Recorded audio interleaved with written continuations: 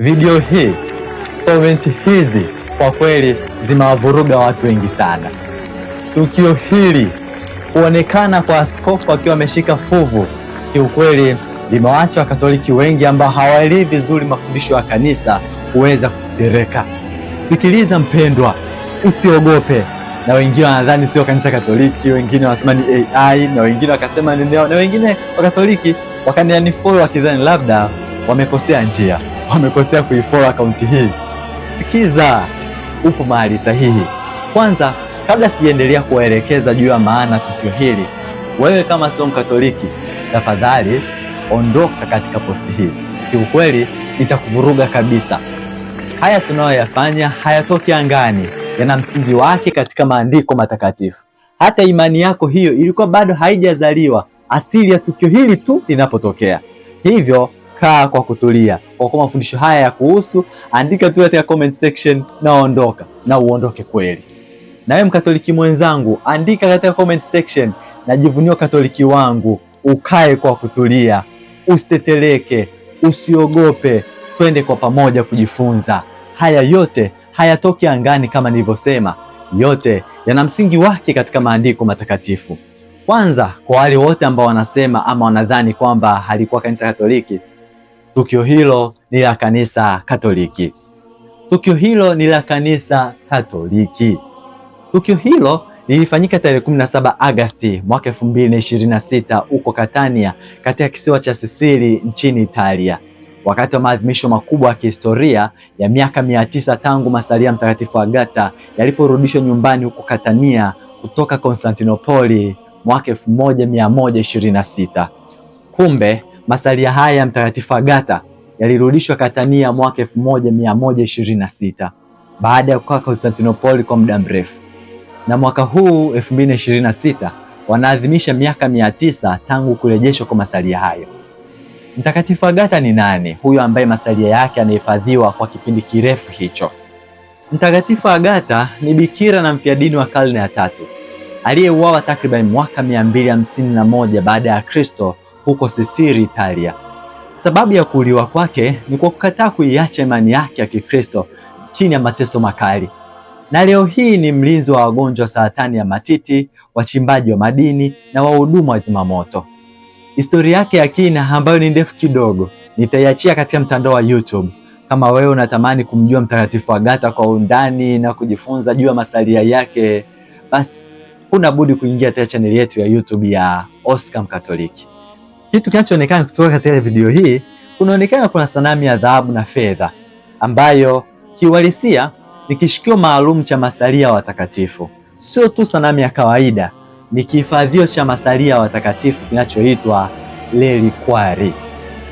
Kimeundwa karne ya 14 kati ya mwaka 1373 hadi mwaka 1376 huko nchini Italia, mji wa Siena, na mtu mmoja mtaalamu ama fundi stadi wa dhahabu na vito kutoka mji wa Siena huko nchini Italia anayejulikana kama Giovanni di Bartolo.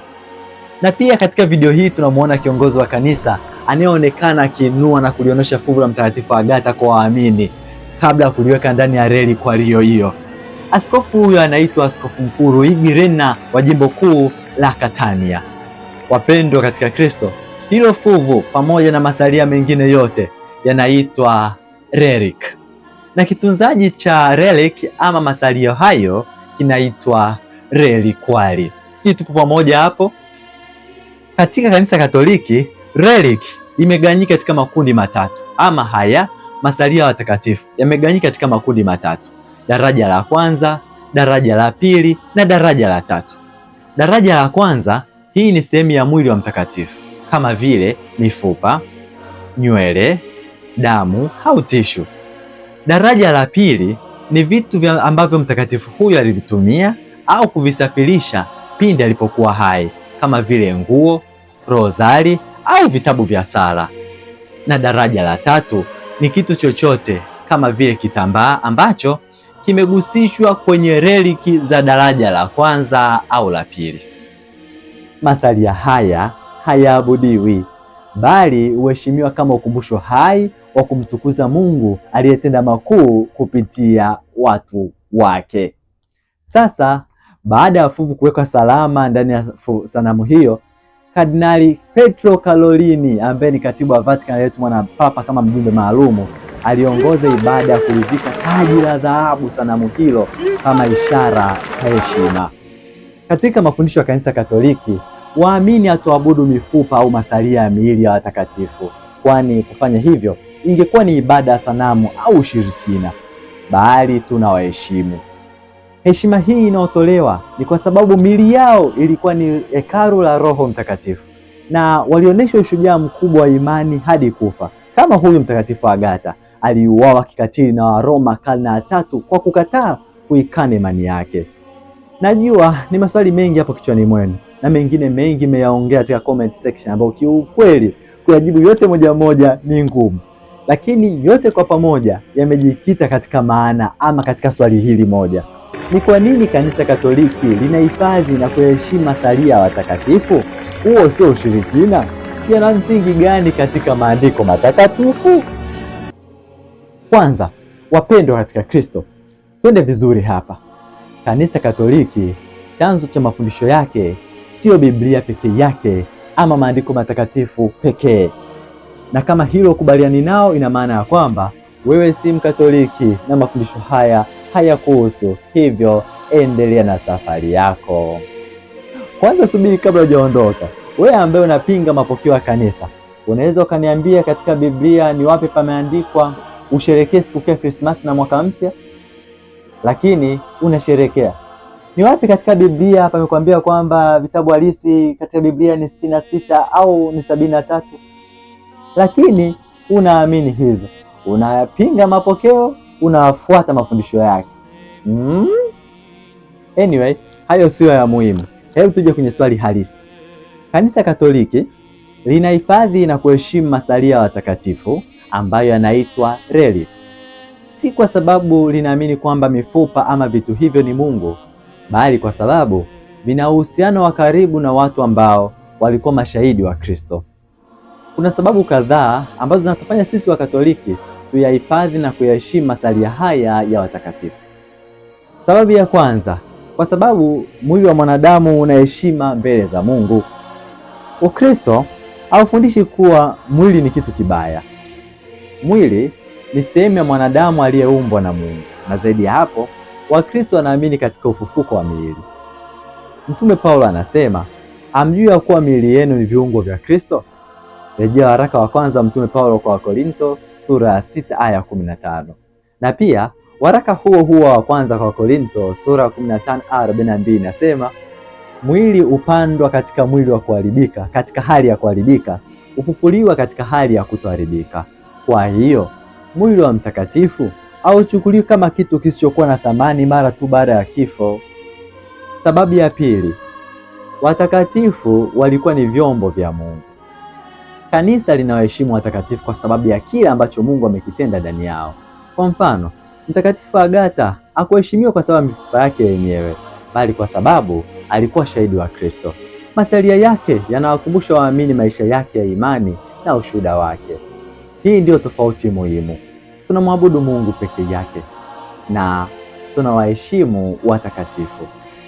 Ibada ya Mungu huitwa latria, wakati heshima inayotolewa kwa watakatifu huitwa dulia. Kwa Bikira Maria kuna heshima ya pekee ambayo inaitwa hyperdulia, lakini bado si ibada inayomstahili Mungu pekee ambayo inaitwa latria. Sababu ya tatu, Biblia yenyewe inaonesha Mungu akitenda kupitia vitu vinavyohusiana na watumishi wake. Tukisoma katika Biblia, kitabu cha pili cha Wafalme sura ya 13 aya 20 hadi aya 21 inasema, Elisha akafa, nao wakamzika.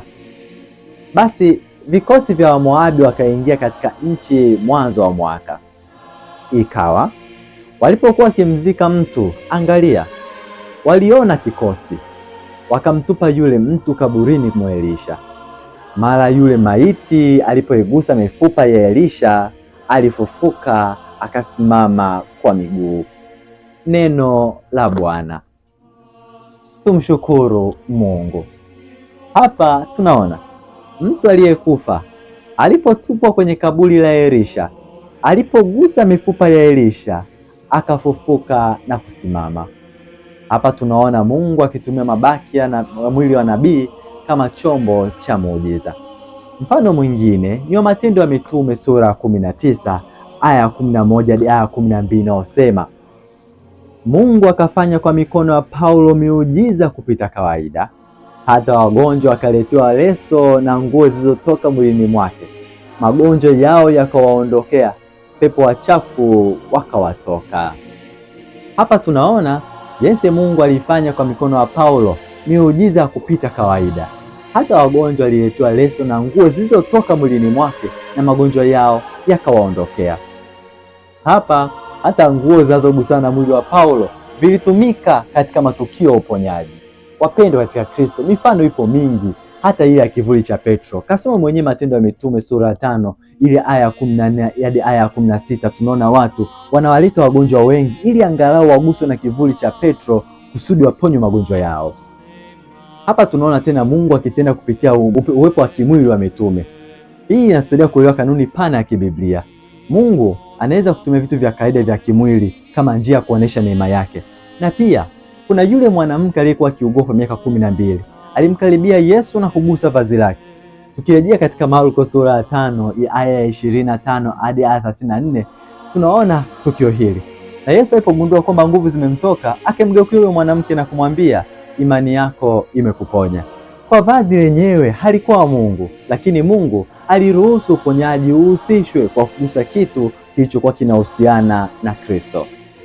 Wapendwa katika Kristo, imani ya Kikristo haioni matumizi ya vitu vya kimwili katika ibada kama jambo lisiwezekana.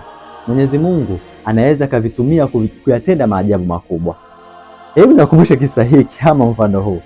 Hapa Tanzania kuna mtumishi wa Mungu mmoja anaitwa Sister Maria Benedetta Mbawala. Huyu mtakatifu bwana alizaliwa mwaka 1911 na alifariki mwaka 1950. Alikuwa mtawa wa shirika la Mtakatifu Benedikto wa Mtakatifu Agnes Chipole, ambaye kumbukumbu ya maisha yake ya sala, uvumilivu mkubwa katika mateso ya ugonjwa na sifa za kimaadili ziwafanya waamini wengi wamkimbilie kwa ajili ya maombezi yake mara baada ya kufariki. Sasa angalia hapa, kichekesho kiko hapa.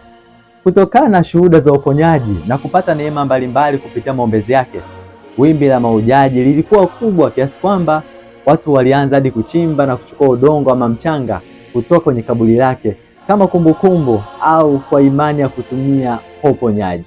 Na watu wengi walioenda sio hata Wakatoliki, kuna wengine hata hawakuwa Wakatoliki, lakini nao pia walienda kufukua na kupata mchanga huo.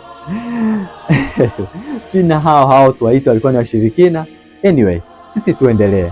Bado tupo kwenye sababu kwa nini haya masalia yaendelee kuheshimiwa. Tupo sababu ya 4. Sababu ya 4 ni kwamba masalia haya yanaheshimiwa kwa sababu heshima kwa masalia inaelekezwa kwa Mungu, si kwa kitu chenyewe. Mkatoliki akibusu mbele ya relikwari aamini kwamba mfupa huo ni Mungu, wala kwamba una nguvu za kiungu kwa asili yake. Badala yake, heshima hiyo inaelekezwa kwa Mungu ambaye alimtakatifu huyo na kumwezesha kuwa shahidi wake. Ni sawa na kuhifadhi picha ya mtu unayempenda. Heshima yako kwa picha hiyo haimaanishi kwamba karatasi yenyewe ndiyo mtu huyo.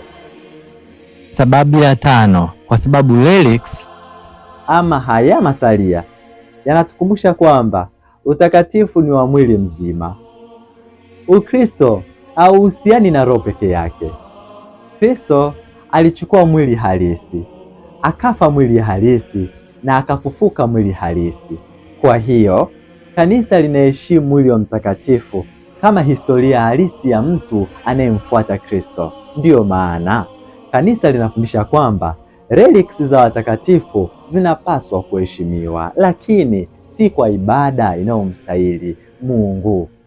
Na sababu ya 6 na ya mwisho, hata Yesu mwenyewe hakupuuza heshima ya mwili baada ya kifo.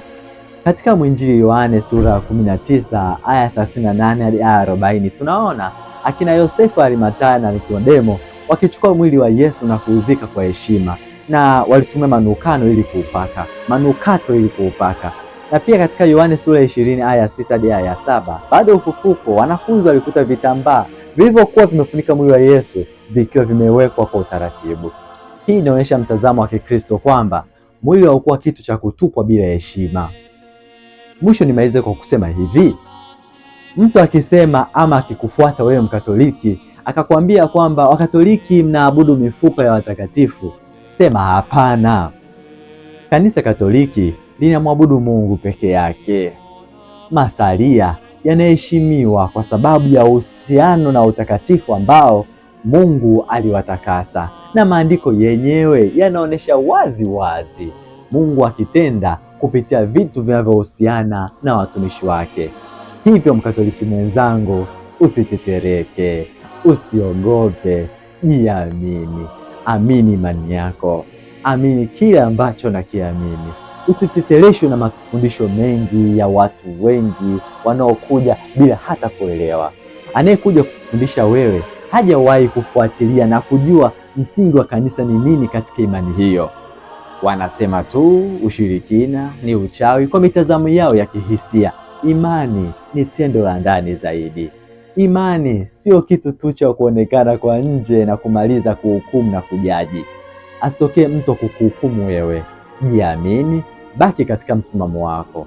Mwisho wa yote, tujikabidhi kwa maombezi ya Mtakatifu Agatha ili atuombee katika shida na changamoto za kiimani tunazozipitia katika ulimwengu huu wa sasa. Mtakatifu Agatha, bikira na mfiadini, utuombee. Tusome neno la Mungu, tuishi mafundisho ya kanisa na tumshuhudie Kristo katika maisha yetu. Ni mimi mtumishi wenu mdogo nisiyestahili, Oscar Mkatoliki, na kutakia siku njema na yenye baraka, na Mwenyezi Mungu atubariki wote. Tumsifu Yesu Kristo.